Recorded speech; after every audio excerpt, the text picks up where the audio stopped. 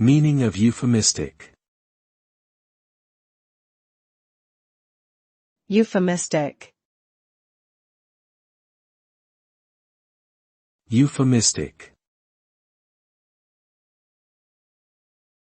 Euphemistic. Euphemistic. Euphemistic refers to the use of mild or indirect language to refer to something that might be considered unpleasant or offensive. It is often used to soften the impact of sensitive topics or to convey a sense of politeness and tact. For example, instead of using the word death, someone might use the euphemism passing away or departed.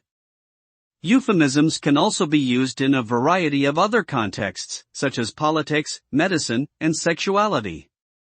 Overall, the use of euphemisms can help to avoid causing offense or discomfort, but it can also sometimes obscure the true nature of a situation or idea.